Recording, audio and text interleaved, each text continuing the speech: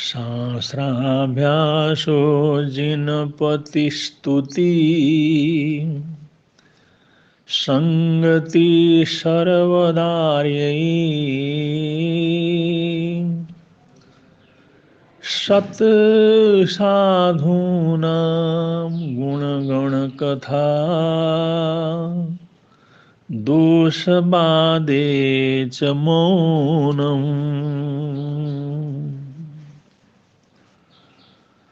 सर्वस्यापि प्रियहितवचो भावना चात्मतत्त्वे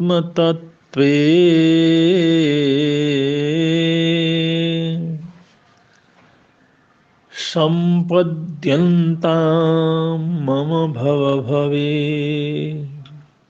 सम्पद्यन्तां मम भवभवे यावदेते अपवर्ग सम्पद्यन्तां मम भवभवे यावदेते अपवर्ग।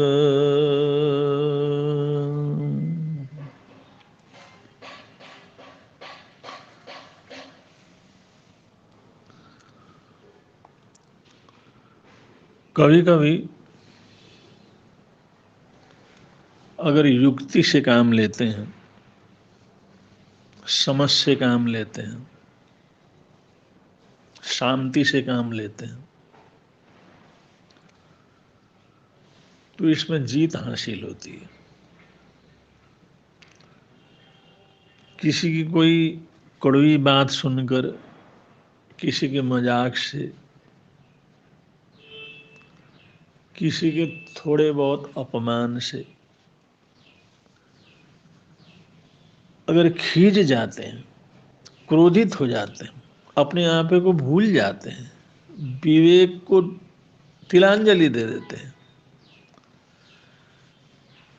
एकदम कुछ कटु प्रतिक्रिया करते हैं, तो इससे जीत नहीं, इससे समस्याएं पैदा होती, इससे समाधान नहीं मिलता, इससे आगे समस्याओं की श्रृंखला प्रारंभ हो जाती है, बैर विरोध शुरू हो जाता है।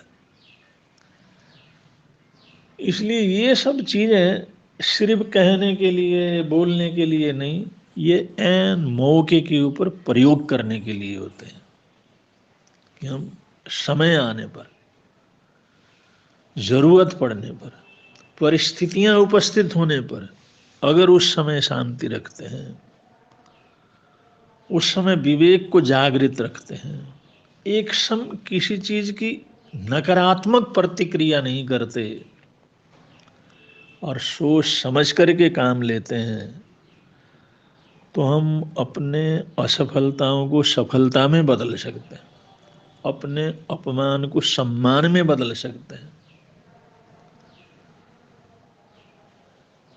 अपने नुकसान को फायदे में बदल सकते हैं।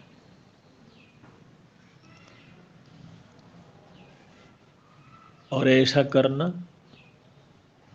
ये मनुष्य के हाथ में, समझदार लोगों के हाथ में, अगर वो ऐसा करते रहे।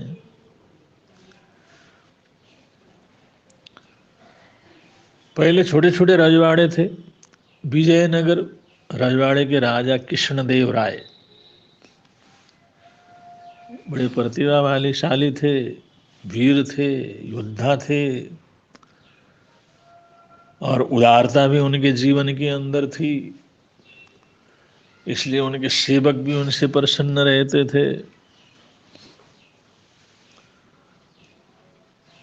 कि वो सबका ध्यान रखते थे, तो समय आने पर उनका ध्यान रखने वालों की कमी नहीं थी।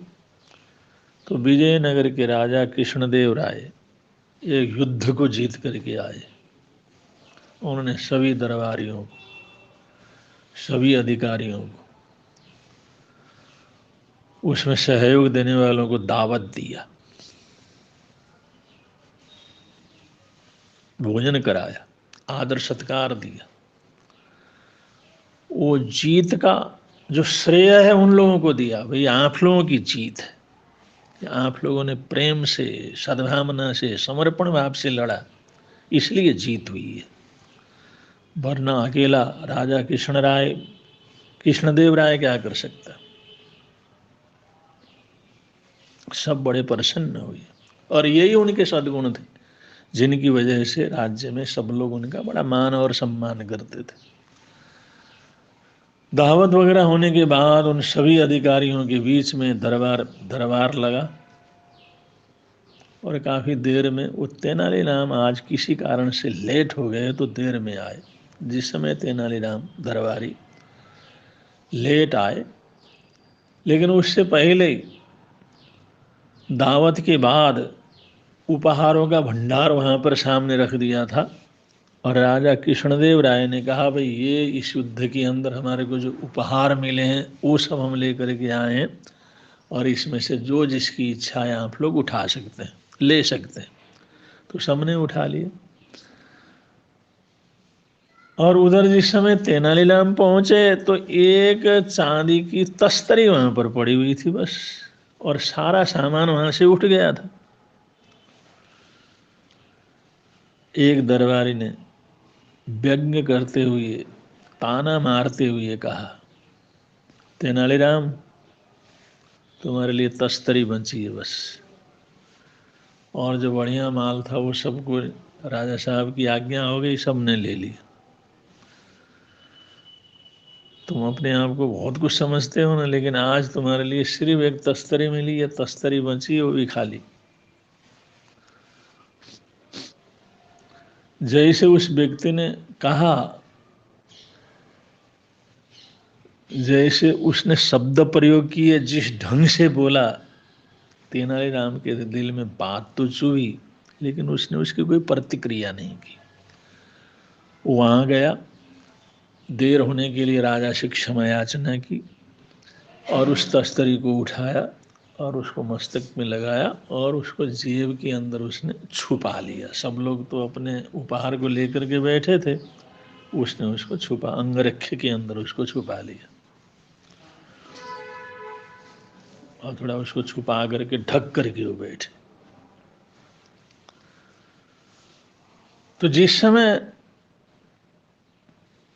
राजा कृष्णदेव राय ने पूछा, तस्तरी को तुम ढक करके छुपा करके क्यों बैठे?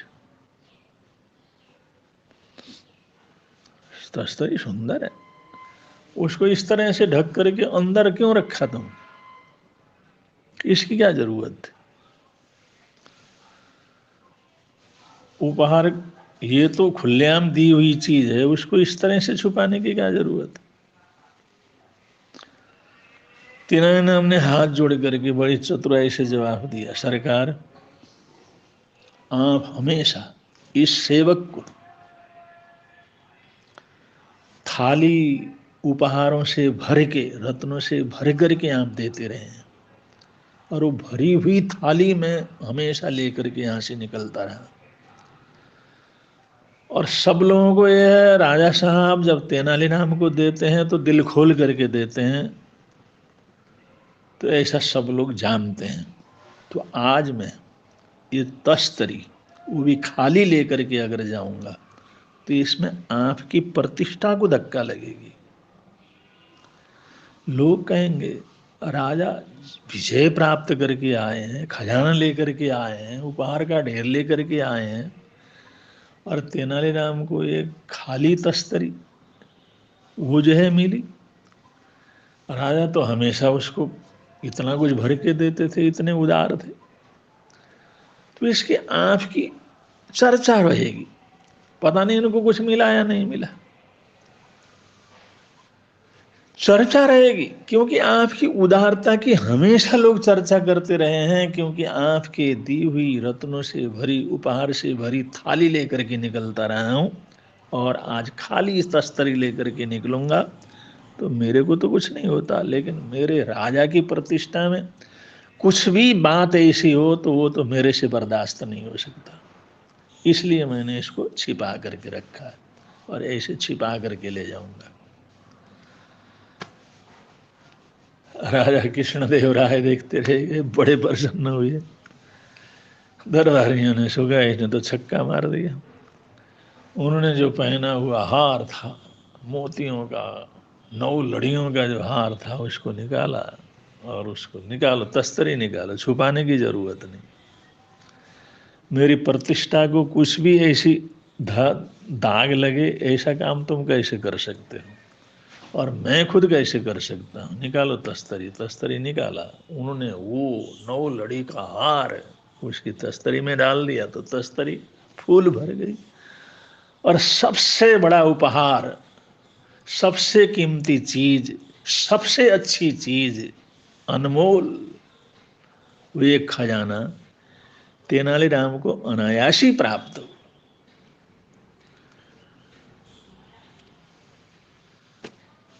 तो उसने उस अवसर को, एक ऐसा समय था, एक उसको जो मजाक करने का जो समय था, उसको अपमान करने का जो वातावरण बन गया था वहां पर, उसको उसने ऐसे अवसर के रूप में बदल दिया कि वहां पर जितने भी लोग अपनी इच्छा से उन उपहारों को लिए थे, उनके पास भी इतनी कीमत और इतनी अच्छी चीज नहीं थी जैसी चीज तेनालीराम को राजा के हाथ से ही मिली, और सम्मान भी मिला, आदर भी मिला।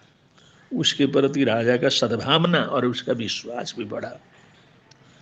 तो ये चतुराई से, विवेक से, शांति पूर्वक, बिना उत्तेजना के अगर किसी परिस्थिति को हम बदलना चाहें तो बदल सकते हैं,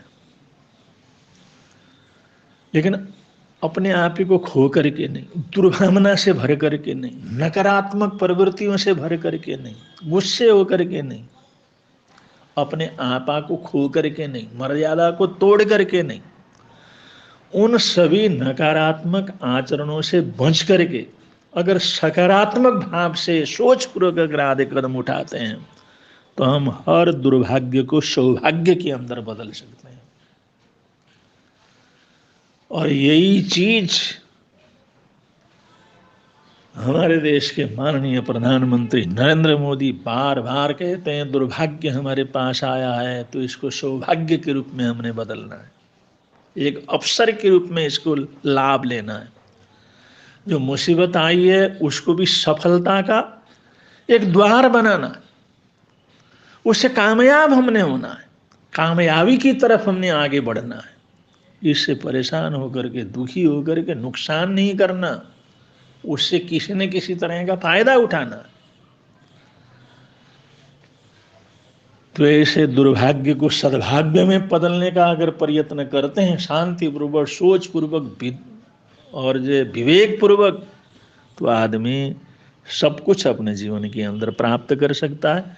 और ऐसी समझदारी से काम करना, ऐसी सहजता से काम करना, तरीके से काम करना, यही तो मनुष्य की सबसे बड़ी खूबी है, जिसके कारण मानव को मानव के रूप में पूजा जाता है। हम सब मानव हैं, तो ये मानवीय भावना हमारे जीवन के अंदर जरूर रहनी चाहिए। ऐसा होगा तो यहाँ भी आनंद रहेगा, प्रभव के अंदर भी आनंद रहेगा। इन्हीं मंगल कामनाओं के साथ, सद्भावनाओं के साथ अपने वक्तव्य को यहाँ पर विराम दे रहे हैं। बोलिए भगवान महावीर स्वामी की जय।